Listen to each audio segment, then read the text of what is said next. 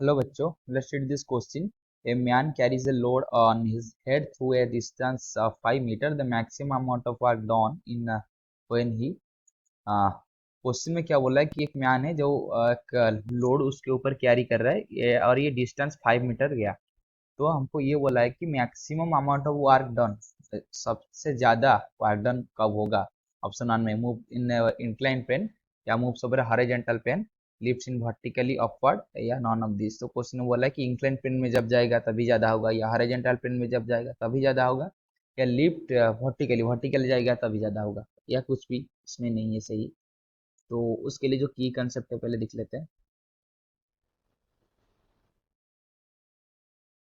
तो की कंसेप्ट क्या है? तो की कंसेप्ट हम इधर सिंपली वर्क एनर्जी थ्योरम ही इस्तेमाल करेंगे। तो वर्क एनर्जी थ्योरम क्या बोलता है कि चेंज इन मैकेनिकल एनर्जी, तो total change in mechanical energy equal to क्या होता है, work done by any force. अगर कुछ फोर्स की वजह से वर्क डन हो रहा है वो किसके साथ बराबर होना चाहिए, total change in mechanical energy. तो इधर हम ग्रेविटी की वजह से जो वर्क डन आ रहा है इधर इस वर्क डन में हम इंक्लूड नहीं कर रहे हैं, क्योंकि इधर total change in mechanical energy में हम क्या क्या ऐड कर रहे हैं, kinetic energy plus potential energy add कर रहे हैं। तो अगर हम पहले एक ऑप्शन वन को देखेंगे, तो ऑप्शन वन में क्या बोल रहा है, तो ऑप्शन वन में बोल रहा है कि it's move over an incline plane. तो अगर इंक्लाइन प्लेन में मूव किया ऐसे कुछ, ये 5 मीटर है ए से लेकर बी तक, ये 5 मीटर है, इसका अच्छे से लिख लेते हैं। ये 5 मीटर है ए से लेकर ये बी तक मूव किया। तो इधर पहले हम ये समझ लेना चाहिए कि जितनी भी कंडीशन है, मूव हॉरिजॉन्टल प्लेन माने कि लिफ्ट इन वर्टिकल प्लेन माने, उधर उसका वेलोसिटी में कुछ भी चेंज की बात नहीं की गई। मतलब अगर ये ए से लेकर ऐसे बी तक जा रहा है, चाहे हॉरिजॉन्टली हो या वर्टिकली हो, तो इधर वेलोसिटी में कुछ भी चेंज की बात नहीं किया जा रहा है। तो हम इधर change in kinetic energy zero मानेंगे। मतलब ए में काइनेटिक एनर्जी जितना था बी में भी उतना है, तो change in kinetic energy zero मानेंगे। इसका मतलब जो चेंज इन मैकेनिकल एनर्जी होगा वो किसकी वजह से होगा, बस चेंज इन पोटेंशियल एनर्जी की वजह से होगा। तो वर्क डन हम इनडायरेक्टली ये बोल सकते हैं कि वर्क डन मैक्सिमम कब होगा, जब change in potential energy maximum होगा। क्योंकि वार्डन किसके बराबर है, change in mechanical energy. Mechanical energy में दो एनर्जी था, एक काइनेटिक एनर्जी, दूसरा पोटेंशियल एनर्जी। इधर काइनेटिक एनर्जी का चेंज जीरो हो गया, तो बस जो वार्डन मैक्सिमम होगा किसकी वजह से मैक्सिमम होगा, पोटेंशियल एनर्जी की वजह से मैक्सिमम होगा। मतलब जब जब चेंज इन पोटेंशियल एनर्जी ज्यादा है तो वार्डन भी ज्यादा होगा। तो हमको सिंपली ये कंसिडर करना है कि किधर पोटेंशियल एनर्जी का चेंज ज्यादा हो रहा है। तो पोटेंशियल एनर्जी का फॉर्मूला क्या होता है, तो पोटेंशियल एनर्जी का फॉर्मूला है mgh, mass, M a mass, G acceleration due to gravity, H a क्या ना, H a distance from the ground. तो ग्राउंड से, तो इधर जो ए पॉइंट है, ए पॉइंट को हम इधर ग्राउंड प्लेन मान लेंगे तीनों ही केस में, इंक्लाइंड हो, वर्टिकली हो या हॉरिजॉन्टल हो। ए पॉइंट हमेशा ग्राउंड का रेफरल पॉइंट रहेगा। मतलब ए पॉइंट में एच इक्वल टू जीरो है।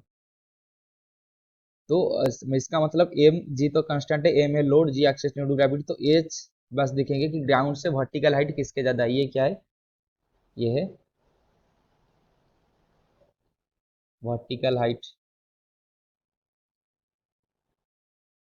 From ground. तो ग्राउंड से वर्टिकल हाइट जिसका ज्यादा है, तो ग्राउंड से वर्टिकल हाइट इस केस में क्या होगा, ये होगा, ये होगा हमारा एच। तो इधर एच कितना होगा, मान लीजिए कुछ थीटा है, तो ये क्या हो जाएगा, तो ये आ जाएगा 5 साइन थीटा।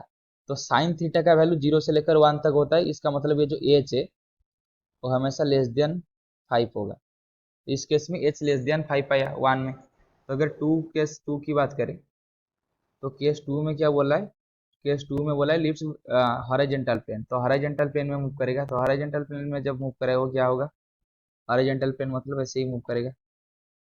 इधर पॉइंट ए, इधर पॉइंट बी, तो ये सेम ग्राउंड प्लेन में रहा। मतलब इधर काइनेटिक एनर्जी तो पहले चेंज जीरो ही मान लिए, तो इधर पोटेंशियल एनर्जी जितना होगा उधर बी पॉइंट में भी पोटेंशियल एनर्जी उतना ही होगा। क्यों, क्योंकि इधर कुछ भी हाइट चेंज नहीं हो रहा है, ग्राउंड से हाइट चेंज नहीं हो रहा है। That implies change in potential energy zero.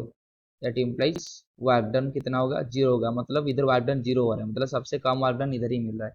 अगर केस 3 की बात करेंगे कि ये कैसे मूव करे वर्टिकली, बिल्कुल ऐसे मूव कर रहा है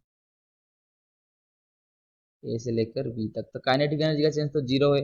पोटेंशियल एनर्जी की चेंज की बात करें तो ये है 5 मीटर, और ये 5 जो मीटर है वो वर्टिकली है। इसका मतलब जो चेंज इन पोटेंशियल एनर्जी होगा वो क्या होगा, एम इंटू जी, और एच इधर क्या हो गया, 5 हो गया। तो अगर 2 को तो एलिमिनेट कर देते हैं क्योंकि वार्डन 0 है, सबसे कम है। अगर 1 की बात करें, 1 में एच 5 से नीचे है, 5 से नीचे है। इसका मतलब जो उसका पोटेंशियल एनर्जी है, पोटेंशियल एनर्जी इसका क्या होगा, 5 mg से नीचे है। लेकिन केस 3 में क्या है, 5 mg है।